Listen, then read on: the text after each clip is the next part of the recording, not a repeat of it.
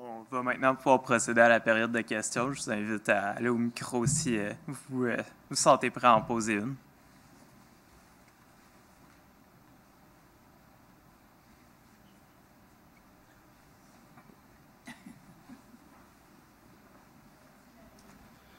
Bon, je vais me risquer pour casser la glace. Merci beaucoup, Sherry. C'est toujours passionnant d'entendre vos réflexions sur la recherche, sur la visualisation, sur le rapport entre espace, temps, données, cartes. Évidemment, c'est une question que les étudiants oseront peut-être pas poser. C'est la question à savoir, généralement, on enseigne aux étudiants, commencez par une question de recherche. Et après ça, attaquez-vous à des sources qui peuvent y répondre. Là, vous arrivez en nous disant, trouver des sources et explorer quelles questions on peut leur poser. Fait que peut-être juste continuer un peu là-dessus. Quels sont les risques? Est-ce qu'on peut trouver des sources à propos desquelles il n'y a aucune question? Est-ce qu'il y a des cul-de-sac de recherche ou est-ce qu'on va toujours trouver quelque chose à faire avec une source pour visualiser les données, pour rendre compte de ces données-là? Est-ce qu'on peut toujours, comme là on a vu toutes sortes d'exemples, un registre d'ambulance hippomobile, et on est en mesure d'étudier les localisations des accidents de travail ou des accidents de circulation dans les rues. Juste cette réflexion-là, à savoir, on découvre une source et ensuite, on crée une recherche à partir de ça. Donc, juste poursuivre cette réflexion-là, c'est ben oui, et puis chaque chose mène à une autre, parce que là, quand on a voulu cartographier les accidents, ça m'a amené ensuite dans les registres de l'hôpital. Puis là, c'est là que j'ai découvert qu'en effet, c'était toutes sortes d'arrangements de financement du lit d'hôpital. Alors, chez les riches anglophones, les gens comme celui qui avait la compagnie de navires, Allen Line, ben, il payait pas beaucoup. Il payait, je pense, 5 $ par an. Ça lui donnait le droit, d'abord, d'être parmi les directeurs de l'hôpital.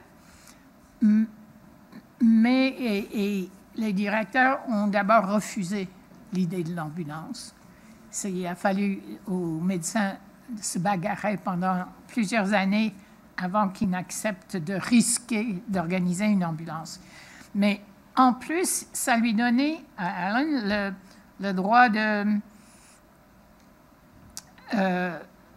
à un lit d'hôpital pour l'accidenté de sa compagnie. C'est quelqu'un qui trichait beaucoup sur la paie, les assurances, parce que la compagnie d'assurance du syndicat était aussi dans ses mains.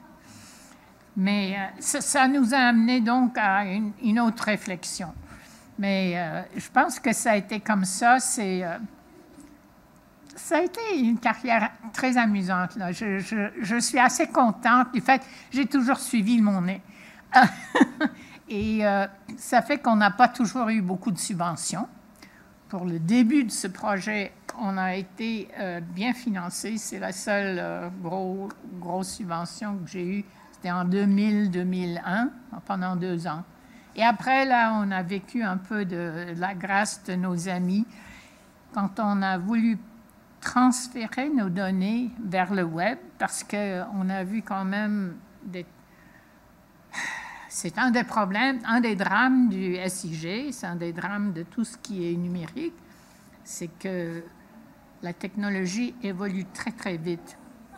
Alors, on est passé à travers plusieurs systèmes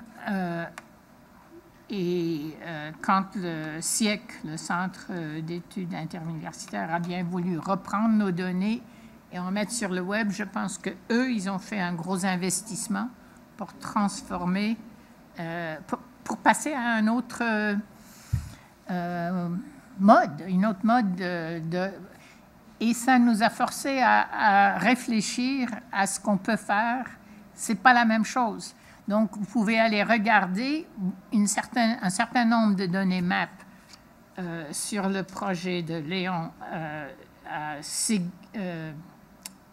Schéma à l'UQAM pour aller chercher les individus de 1881 dans toutes les tables. Et vous pouvez aller aussi au siècle sur leur site web pour quelques représentations des métiers, de l'arrivée, de la différenciation de la ville selon les métiers et les activités. Mais il y a beaucoup d'autres choses qui restent encore à transférer parce que là, il faut repenser toute l'organisation des données.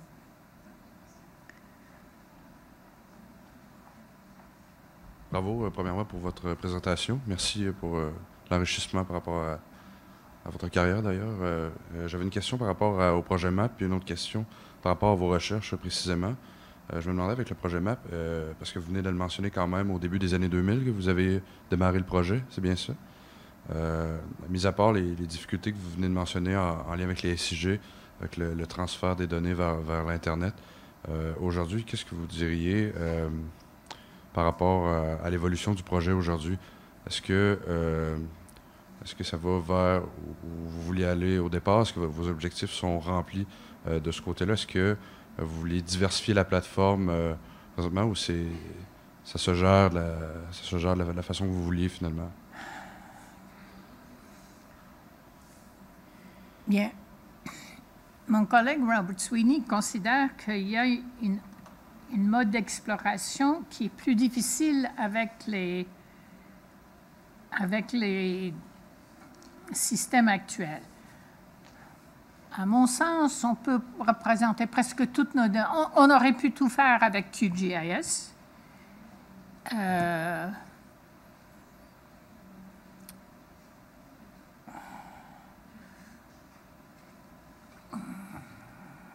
On aurait dû commencer exactement de la même façon. Les données, on aurait utilisé les mêmes données. On se sentait au début inféodé à Esri. C'était un software qui était commercial et qui coûtait cher. Et ça nous a embêtés parce qu'on voulait que ce soit accessible à tout. Ça, c'est toutes nos bases de données. On peut les demander. Ils sont à tout le monde. Il y a beaucoup d'autres gens qui nous ont partagé leurs données. En particulier, on était 5 ou 6 projets vers 1996, 1995, par là, qui avaient eu droit aux données de recensement juste avant qu'ils soient libérés au grand public. Et c'était tous des projets CRSH, indépendants les uns des autres, avec des objectifs différents. Et on a mis tous ces données ensemble. Ce genre de choses-là, on le ferait aujourd'hui. On serait obligé de procéder à peu près de la même manière. Ce qui est différent, c'est la façon de présenter les questions. Puis quand j'ai posé la question hier, comment amener les gens à questionner la carte, c'est ça qui m'a tracassée en passant sur le web. C'est là qu'on atteint un autre public et que je trouve que c'est un défi. La pédagogie du web, c'est quelque chose de nouveau pour moi et qui est exigeant aussi, mais j'en l'encourage parce que là, c'est comme ça que les gens apprennent maintenant. Et on pourrait retourner, les écoles secondaires ont faim de données intéressantes, de données qui interactives, etc. Donc, c'est ça l'avantage de partir directement sur le toile. C'est intéressant aussi.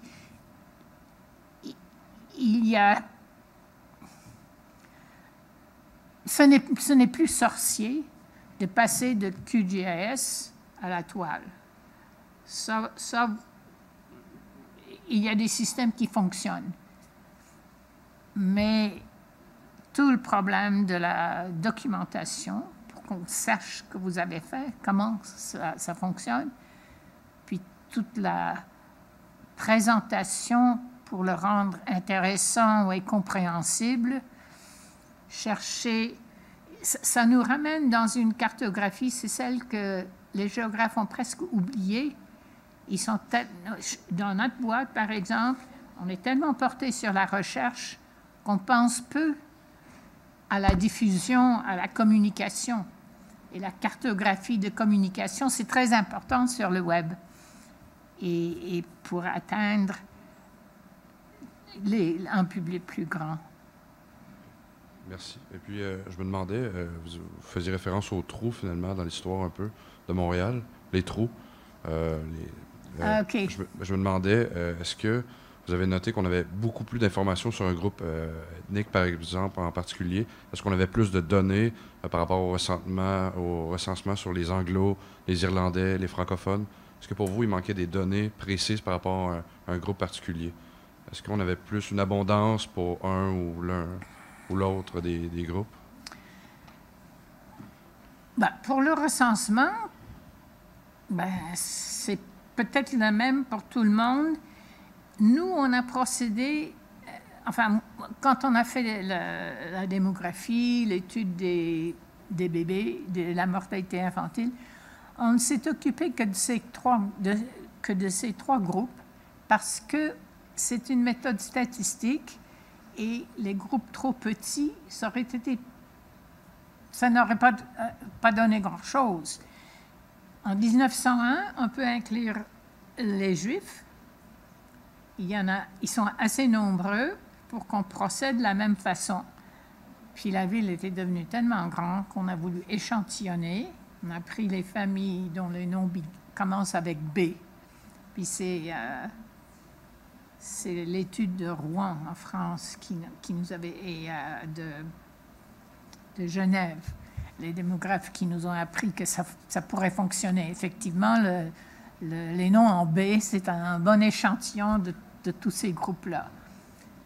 Mais ça en laisserait aussi. Mais dans les autres données, c'est autre chose. Là, on n'a pas... les registres de paroisses des protestants sont beaucoup moins parlants. On ne donne pas autant de détails, d'origine. Il y a plus... Les gens qui disparaissent, on n'a jamais d'informations. Donc, on peut étudier les gens qui arrivent en ville, mais on a beaucoup de difficultés à savoir qui quitte la ville.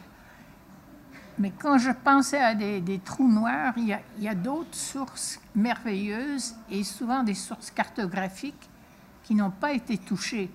J'évoquais avec Léon hier le fait que le service de génie de la ville est assis sur une documentation extraordinaire de tout le sous-sol de Montréal, des systèmes d'eau, d'égouts, mais on peut compter sur ses doigts les personnes qui ont osé ouvrir ces boîtes-là.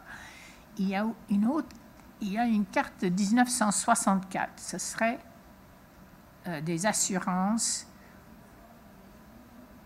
Ce n'est pas à utiliser avec un détail infini sur la Caisse populaire ukrainienne, toutes les minuscules institutions et lieux de travail sont sur la carte. C'est en 700 planches, avec des détails sur les verrières,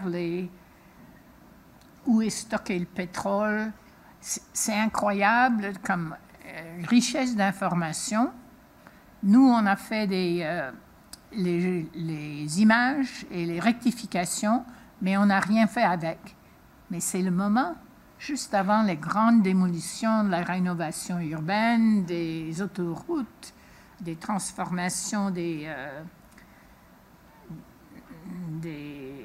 lieux des chemins de fer, là, des ateliers. Ça n'a pas été travaillé. Il y a les cartes, et il y a une autre série de cartes à la ville qui s'appelle le répertoire de la propriété municipale. Registre de propriété, oui. Eh bien, c'est tout ce qu'on a il y a l'acte par lequel la ville s'est appropriée une ruelle ou ce qu'elle a vendu au chemin de fer. Enfin, tout en détail infini. C'est comme un index de tous les actes d'achat et de vente de la ville depuis 1840. Personne n'a utilisé ça, à ma connaissance. Et d'ailleurs, c'est très beau, c'est en couleur, c'est assez fascinant. Mais ces séries-là, je ne mentionne que les cartes, mais vous êtes beaucoup plus au courant de ce que peuvent donner les actes notariés. Le répertoire des notaires a toujours été utilisé de façon ponctuelle pour étudier un personnage, une famille. Les biographes s'en sont servis. Mais jusqu'aux opérations sur les seigneuries et les opérations de Thierry, ça a été très peu utilisé de façon systématique. Mais la richesse est inouïe. Les tutelles, Thierry s'en sert, mais là aussi, il y a vraiment des choses extraordinaires. Les uns cartographiables, les autres pas, mais ce sont des choses qui sont et les actes des cours de tous les niveaux. C'est devenu l'effort de BANQ, ça commence à rendre. Il y a un plus grand accès à ces vastes stocks de documents, mais il faut des expériences, il faut tâter et trouver. Une des choses que j'aimerais vraiment voir chez les historiens, c'est un sens plus aigu de l'échantillonnage. Parce que là, quand on se retrouve dans les actes notariés ou dans les tutelles, il y a des milliers, il faut réfléchir à la question qu'on veut utiliser ou la question qu'on veut étudier, mais comment échantillonner intelligemment. Et dans ce sens-là, je pense que le comptage, la statistique, tout ça, ça sert. Vous avez, ici, c'est formidable, vous avez sauté du crayon et du papier, vous avez sauté dans le plus difficile, là, dans les SIG, mais il faut aussi opérer dans les autres secteurs quantitatifs ou je ne dis pas même par quantitatif. C'est pas si compliqué parce que vous avez tous appris à compter très jeune. Merci beaucoup. Je vous remercie. La question dont je me posais, c'est tantôt en introduction, vous parliez qu'il fallait, je vous cite, regarder par un trou de verre pour percevoir justement le passé. Et vous avez parlé beaucoup d'interdisciplinarité aussi. J'aurais souhaité savoir si, dans le fond, il y aurait moyen de travailler de concert avec les archéologues, avec les découvertes récentes qu'il y a eu à Montréal, d'archéologie pour justement repenser l'espace montréalais, notamment au regard des découvertes archéologiques, voir quel est l'apport finalement de l'archéologie expérimentale ça pourrait donner sur la reconstitution de ce que pouvait être Montréal à l'époque, sur la manière dont le territoire de l'espace urbain était finalement pensé à ce moment-là. L'archéologie. Mais quel apport l'archéologie, et notamment de l'archéologie expérimentale, pourrait permettre d'apporter sur l'histoire urbaine de Montréal en termes de cartographie, de représentation spatiale? Beaucoup. Il y a une dizaine d'années, là, quand je travaillais sur un projet avec Jean-Claude Robert, et je pense qu'il s'est désolé du fait qu'on s'intéressait plus aux pointes de flèches et tout ce qui était archéologie des Autochtones, ou bien nos 5 universités à Montréal étaient encore dans l'archéologie de la Grèce ancienne. Petit à petit, mais très lentement, on arrive à s'intéresser à l'égout. Et maintenant, le musée de la Pointe-à-Calière, c'est assez extraordinaire pour nous avoir sensibiliser un peu à ce qui est possible. Mais François Dufault, parmi les architectes, il était très, très passionné du fait qu'on retrouvait les fondements. Et nous considérons, on n'a pas poursuivi, mais c'est vraiment à faire. Il y a assez d'informations, il peut y avoir assez d'informations pour retrouver, en combinant probablement ce qui reste de fondement de l'ancien habitat de Montréal, de l'habitat en bois, de l'habitat de tout le monde. Si on combine les données archéologiques avec ce qu'il y a de contrats de construction qui sont dans les répertoires des notaires, il y a quelques index. Les index ne sont pas complets, mais c'est très faisable.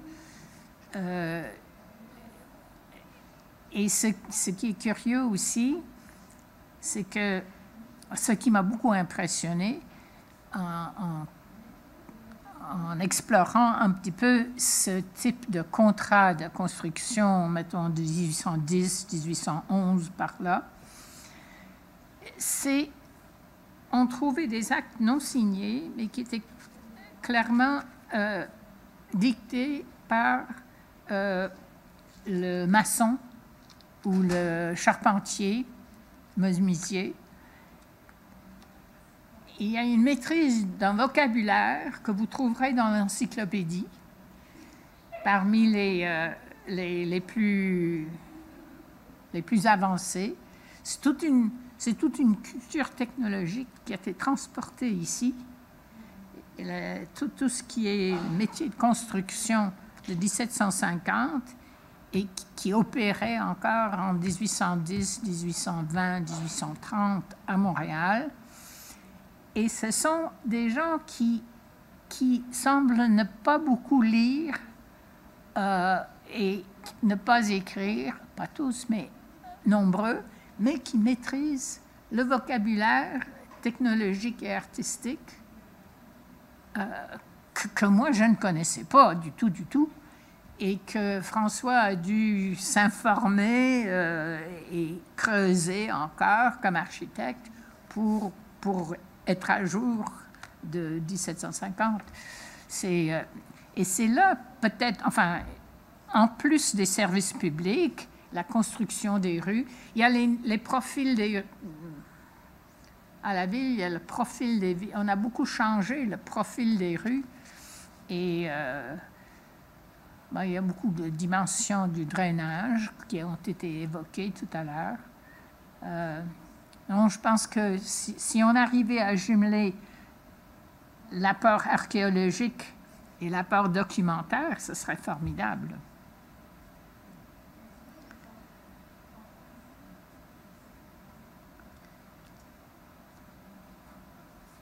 Enfin, on a eu du plaisir. On va continuer à échanger, mais je vous ai fatigué.